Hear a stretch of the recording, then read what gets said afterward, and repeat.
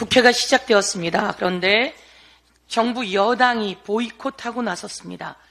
보이콧하는 여당 참 보기 그렇습니다. 어떻게 여당이 국회를 보이콧하게 되었습니까? 제가 아무리 생각해도 국힘당은 방법이 없습니다. 국힘당 여러분, 불안해하지 말고 고집 피우지 말고 국회로 들어오세요. 제가 아무리 생각해도 국힘당은 방법이 없습니다. 총선 민심이 만들어준 그 의석 배분대로 국회 배분하고 들어와서 일하세요. 그런데 말이죠, 일을 하지 않으면 월급 받지 않아야 되는 거 아닙니까? 국힘당이 대놓고 일하지 않겠다고, 들어오지 않겠다고 하니까 국민 여러분, 이번을 계기로 무노동 무임금 한번 가봅시다. 국힘당 여러분 모두 다 세비 반납하거나 아니면 아무리 생각해도 방법이 없어요. 박찬대 원내대표는 그대로 갈 거고요. 그리고 이재명 대표도 그대로 가자고 최고위에서 매번 이야기합니다. 제 옆에 있는 정청래 법사위원장 어디 바늘 하나 들어가겠습니까? 국힘당 여러분 방법이 없어요.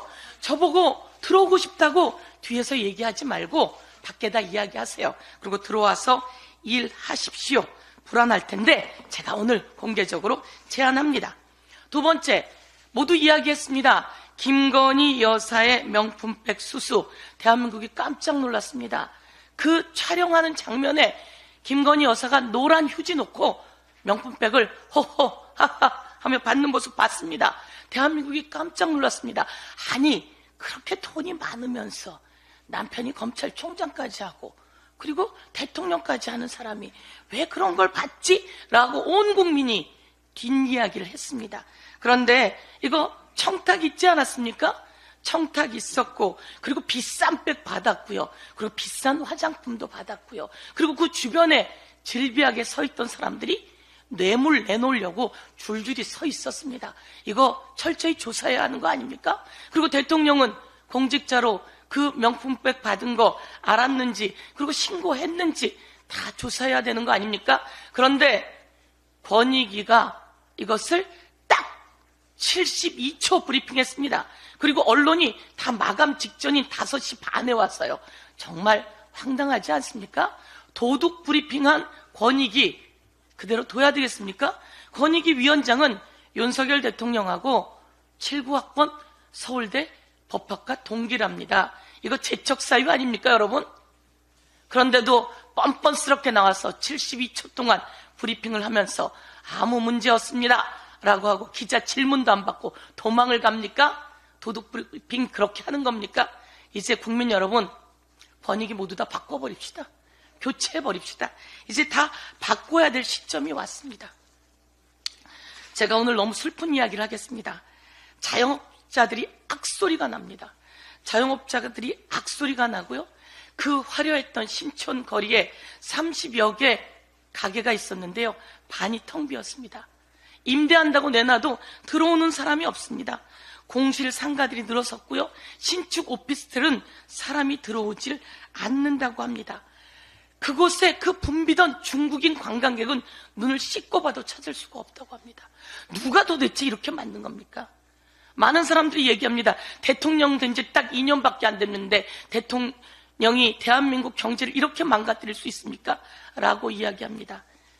제가 오늘 이 자료를 가지고 왔습니다. 이게 바로 신촌에 있는 그 상가들입니다.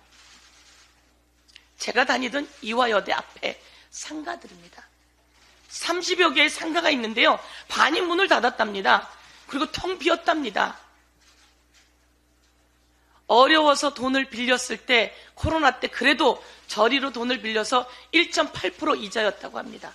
그런데 이제 그 저리로 빌렸던 대출금들 갚아야 될 시기가 왔답니다. 그래서 카드론 대출을 하려고 봤더니요, 카드론 대출 이자가 17%라고 합니다, 여러분. 1.8%대 대출 받았던 그 자금들 이제 갚아야 한다라고 해서 갚으려고 카드론 대출 받으려고 했더니 이자가 17%라고 합니다. 이러면 어떻게 살겠습니까? 악소리 나는 자영업자들. 2019년에 572만이었는데요. 아니, 작년에 572만이었던 자영업자가 562만으로 딱 10만 떨어졌습니다. 대한민국 경제 살려내야 되지 않겠습니까? 그런데 대통령은 5천억 들여서 시추한다고 합니다. 석유 나온다고. 1인 기업에다가 자기 단독주택이 회사였고 아부레 지온지, 그 사람은 석유공사 관계자가 자기한테 찾아와서 입찰에 응하라고 했다고 합니다. 여러분, 이게 말이 됩니까? 도대체 이런 사람 어떻게 찾았는지 제가 지난번에 딱 질문했습니다. 찾아도 이런 사람 찾기 어려울 거다. 근데 이 사람이 이야기를 합니다. KBS에서 내 집에 찾아와서 입찰에 응하라고 했다고 합니다. 이야기는 그렇게 합니다. 내 강의 듣다가 했다고 하는데 석유공사 관계자들은 그렇게 함부로 막 해도 되는 겁니까? 모든 비밀이 자꾸 드러나고 있습니다. 냄새가 진동합니다.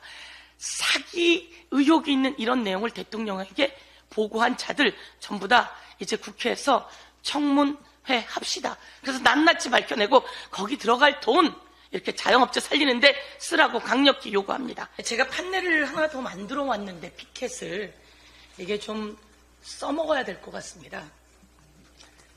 김건희 여사가 이번 순방 가면서 들고 간 백입니다. 전은수 변호사께서 지금 최고위원께서 이야기했지만 바이바이 플라스틱 백, 그리고 강아지가 있습니다. 이 에코백을 들고 가면서 인사를 했습니다. 그런데 경기일보에서 그렇게 이야기합니다. 바이바이 명품백 의혹 종결. 김건희 여사는 대한민국 국민 조롱하는 겁니까? 명품백 받고 저 에코백 들고 다녀요? 라고 그렇게 위장하는 겁니까? 지난번에도 순방에 가서 명품 가게들을 그렇게 경호원을 데리고 다닌 다음에 또 이 에코백을 들고 순방 장소에 나타났었습니다. 대한민국 국민이 다 아는데 어떻게 그렇게 뻔뻔스럽죠? 그리고서는 그 에코백 안에 있는 문구가 더 황당하지 않습니까? 바이바이, 이제 저 종결시켜주세요 라고 이야기하는 것처럼 보이나 절대로 대한민국 국민은 그렇지 않습니다. 대한민국 국민은 확실하게 이 명품백 수수와 그 관련한 청탁, 그리고 대통령이 관여되어 있는 내용, 주가 조작 모두 다 종합 특검으로 확실하게 빠이빠이 해드리지요.